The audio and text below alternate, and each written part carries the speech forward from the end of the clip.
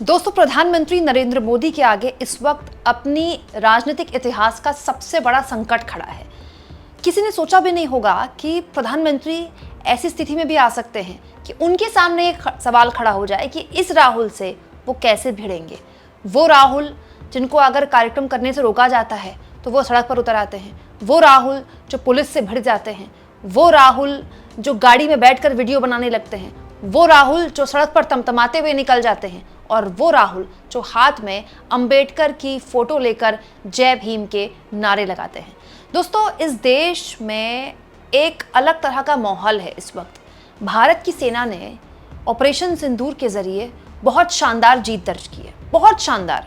लेकिन cease fire के बाद लोगों में एक टीस बैठ गई कि जब पाकिस्तान के जबड़े तक हाथ चला गया था तो दांत क्यों नहीं तोड़े, आखिर मोदी पीओके क्यों नहीं ला पाए। ये एक ऐसी खींच है दोस्तों जो बीजेपी के सपोर्टर्स और अंधभक्तों में सबसे ज्यादा है, क्योंकि अब तक उन्होंने यही बताया दुनिया को कि मोदी को मौका नहीं मिला। अगर मोदी को मौका मिला होता पाकिस्तान से युद्ध करने का तो मोदी तो पीओके वापस ले ही आते। लेकिन अब तो मोदी को मौका भी मिल गया और सेना ने शानदार काम भी किया। अब तक का सेना का ये सबसे ऐतिहासिक युद्धों में से एक है जिसमें न्यू एज वॉर के जरिए हमारी सेना ने बताया कि पाकिस्तान के न केवल वो दांत खट्टे कर सकती है बल्कि उसका जबड़ा उखाड़ रखने का भी दम भरती है। लेकिन जिस तरह से सीज फायर हुआ उसको लेकर अब तक देश को उन सवालों के जवाब नहीं मिले कि आखिर सीज फायर हुआ क्यों। ऊपर से ट्रंप महोदय लगातार बयानबाजी कर रहे हैं जो भारत सरकार के साथ साथ मोदी की साख भी गिरा रहे हैं। ये पहली बार हुआ है दोस्तों कि भारत ने पाकिस्तान के खिलाफ शानदार जीत दर्ज की है, शानदार। लेकिन लोग मोदी से सवाल पूछ रहे हैं, सरकार से सवाल पूछ रहे हैं और वो सवाल सरकार उनका जवाब नहीं दे पा रही है। वहीं दूसरी ओर क्या हो रहा है दोस्तों, बिहार में रण की तैयारी हो रही है और इसका नेतृत्व कर रहे हैं राहुल गांधी।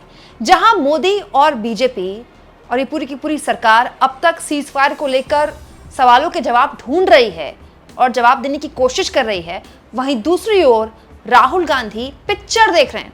जी हाँ दोस्तों, आप ये भी कह सकते हैं कि एनडीए सरकार की नाक में दम करके राहुल गांधी आज पिक्चर देखने चले गए।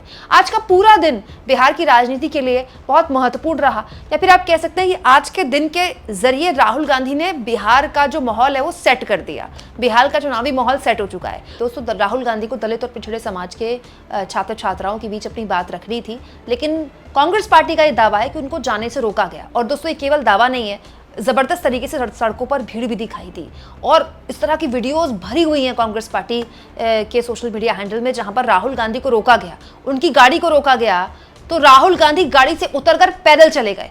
पुलिस वालों से बहस हुई, गर्मा गर्मी हुई, हालत गुत्थम गुत्था तक पहुंच गई। लेकिन आखिरकार राहुल गांधी जहां पर उनको भाषण देना था वहां पहुंचे और जय भीम के नारे के साथ वही बात दोहराई जो वो लगातार बोलते आए हैं। वो ये कि जातिगत जनगणना के लिए उन्होंने इस सरकार को मनाया और अगला स्टेप जो है वो आरक्षण का पूरा ब्रैकेट बढ़ाने को लेकर है। अब दोस्तों, ये राहुल जो हैं ये मास्टरी हासिल कर चुके हैं सड़क की राजनीति करने में। देखिए, राहुल गांधी में बहुत सी कमियां हो सकती हैं, हम सब में कमियां हैं, हम सब इंसान हैं, लेकिन उनमें एक बहुत बड़ा गुण आ चुका है सड़क की राजनीति करने का, विरोध की राजनीति करने का।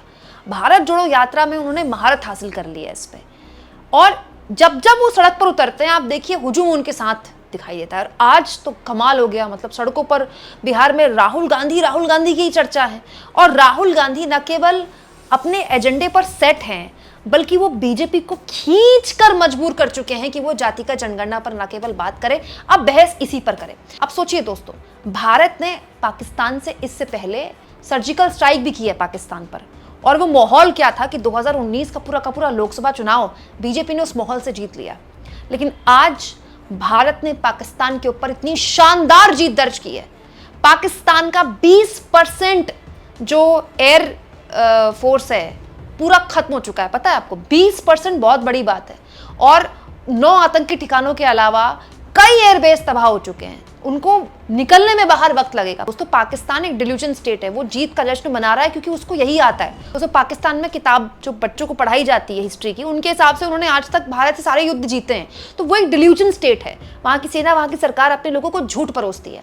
लेकिन पूरी दुनिया में इस बात की चर्चा है कि भारत की एयरफोर्स ने, भारत की सेना ने क्या शानदार जीत दर्ज की है पाकिस्तान के खिलाफ। लेकिन बड़ी अजीब बात देखिए, वो सेलिब्रेशन वो जोश, वो उत्साह भारत में नहीं दिखाई दे रहा है। क्यों? क्योंकि लोग सीज फायर को लेकर एक टीस में हैं कि इस बार तो पीओके आना चाहिए था, क्यों नहीं आया। दोस्तों, हर नेता इस तरह के मामले को अपने राजनीतिक लाभ के लिए भुनाता है, सब करते हैं ऐसा। इंदिरा गांधी को 1971 का लाभ मिला। इसके अलावा लाल बहादुर शास्त्री को भी पाकिस्तान के साथ जो उन्होंने जंग हुआ था, उनके पीएम रहते हुए बहुत शानदार जीत तब भी भारत ने दर्ज की। तो तब तो भारत की सेना लाहौर पहुंच गई थी और उसका लाल बहादुर शास्त्री को राजनीतिक तौर पर बहुत लाभ हुआ। लोगों में बहुत उत्साह, बहुत भरोसा आया पीएम के तौर पर उन पर। वैसे ही नरेंद्र मोदी को सर्जिकल स्ट्राइक का बहुत लाभ हुआ। लेकिन मोदी अपने आप में अब इन सवालों के जवाब तलाश रहे होंगे कि क्या इस पूरे युद्ध का वो राजनीतिक लाभ बीजेपी को मिलेगा जिसकी वो उम्मीद कर रही थी। वहीं दूसरी ओर दोस्तों, राहुल गांधी का एजेंडा क्लियर है।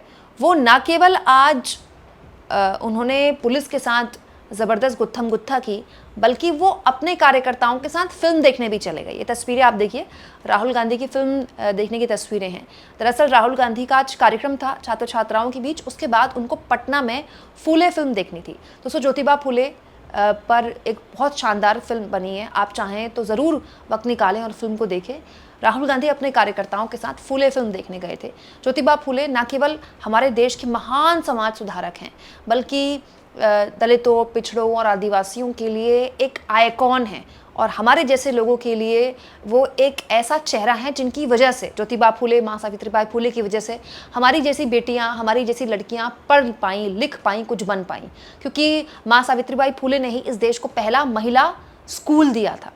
तो ज्योतिबा फूले और माँ सावित्रीबाई फूले दलितों, पिछड़ों, आदिवासियों के लिए एक ऐसा चेहरा है जो उनके लिए भगवान समान है और इसीलिए उनकी फिल्म देखने के लिए राहुल गांधी यहाँ पहुंचे। तो इसके कई राजनीतिक संदेश हैं और साथ साथ में ये संदेश भी है कि पूरा दिन बिहार की राजनीति में अपना डंका बजाने के बाद ये राहुल गांधी हैं जो बड़े आराम से कार्यकर्ताओं के साथ पिक्चर देखने भी जा सकते हैं। लेकिन सवाल ये दोस्तों कि बीजेपी बिहार को लेकर जो सोच रही थी, क्या वही हासिल उसको होने वाला है। दोस्तों, राहुल गांधी के लिए कहा जाता है कि वो राष्ट्रीय चुनाव के इतर जो राज्य के चुनाव होते हैं उसमें उतनी भागीदारी दर्ज नहीं कराते हैं जितनी भागीदारी उनको दर्ज करानी चाहिए। जैसे दिल्ली चुनाव को लेकर बहुत शिकायतें थी कांग्रेस पार्टी के कार्यकर्ताओं को कि बहुत लेट आए राहुल गांधी। लेकिन आप बिहार में देखिए, बिहार में राहुल गांधी लगातार सक्रिय हैं। जनवरी से लेकर अब न जाने उनके कितने दौरे हो चुके हैं। अभी कुछ दिन पहले कन्हैया कुमार का एक पूरा पदयात्रा थी, तो राहुल गांधी उसमें एक दिन के लिए शामिल होने भी आए थे। तो राहुल गांधी लगातार बिहार में अपनी भागीदारी दर्ज करा रहे हैं क्योंकि राहुल गांधी चाहते हैं कि वो जो पिछले 2 साल से दलित, पिछड़ों, आदिवासियों की आवाज़ उठाने की बात कर रहे हैं, जाति का जनगणना, इस सरकार को मनवाकर उन्होंने ये साबित किया है कि उनकी वो बात गलत नहीं है। अब वो इसको एक कदम आगे ले जाना चाहते हैं और उसका जो लिटमस टेस्ट है वो बिहार में ही होने वाला है।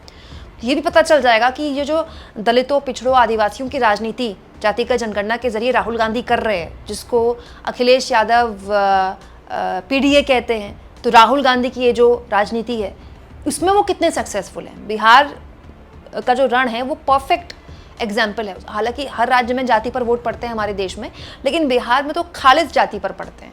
आप इस मुद्दे पर क्या सोचते हैं दोस्तों? कमेंट बॉक्स में ज़रूर लिखें और जितना हो सके चैनल को शेयर करें, सब्सक्राइब करें और थैंक्स और ज्वाइन। दोस्तों, ये 2 ऑप्शन है जिसके जरिए आर्थिक तौर पर भी आप चैनल के हाथ मजबूत कर सकते हैं।